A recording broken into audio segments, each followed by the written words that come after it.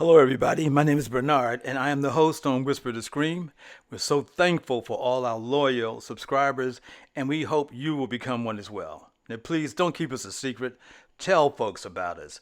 We cover important information that many media outlets ignore or they're just not aware of.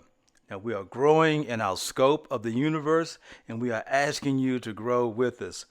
This July 2020 edition is the last of our twice monthly editions. Moving forward, Whisper2Scream will continue to cover stories and topics we hope will inform you and give you deeper insights of what's going on around you.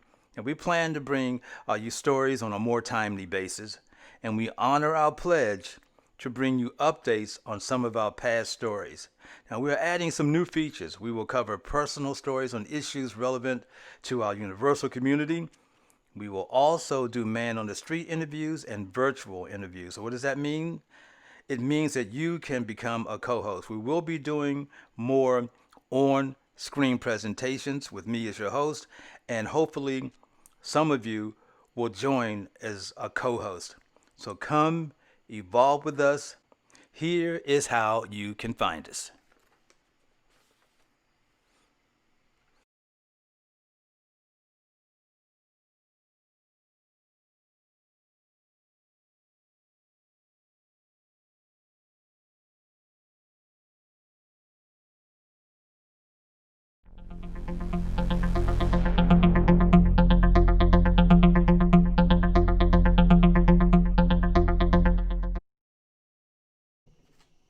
Okay, now this story is going to make your bottom lip drop. It is real and it is happening in the city of San Francisco. Anna Kahaji, a black real estate owner, lost her court case to a white tenant on one of her properties.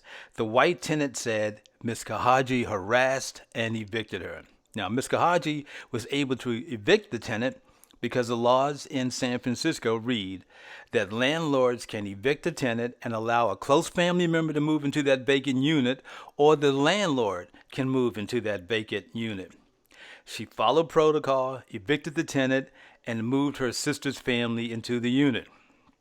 Now, the white tenant, with the help of the San Francisco city attorney, persuaded an all white jury that the sister never occupied the unit, even though Ms. Kahaji had documentation. The all white jury found in favor of the tenant. The court awarded the tenant ownership of the entire 5 unit building. In addition, they approved a measure that the white tenant could collect income from the other 4 units. You heard me right. The tenant evicted from 1 unit was awarded the whole building. Now, you know that sounds crazy. So I decided to do more research, and I found out that Ms. Kahaji and her sister own 11 properties in San Francisco.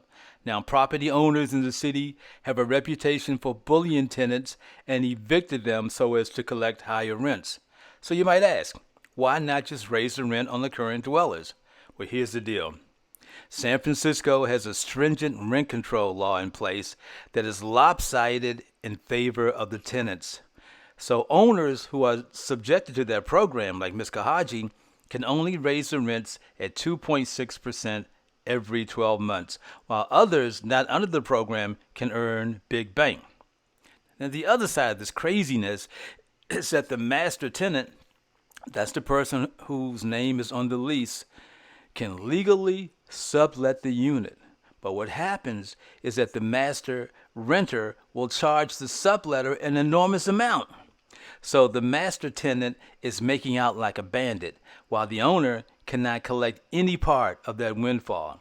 And to add insult to injury, when the subletter needs repairs, the master tenant passes those expenses on to the owner. Ouch. So now the tenant is outgrossing the owner, and it becomes a vicious game between the master tenant and the owner. So, getting back to the story, it seems the city attorney is trying to make an example out of Ms. Kahaji, because when a court awards a tenant in 1 unit with ownership of the entire building, and that tenant did not suffer from negligence medically or financially, then something is afoul here. Don't you think so? Another factor is the city attorney requested the sister be evicted, but he already claimed in his case that she never lived there. So, of course, Ms. Kahaji is appealing the ruling, and well, she should. There's one more thing.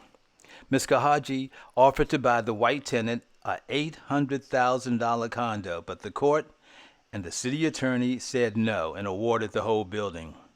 Something about this whole case smells like doo-doo.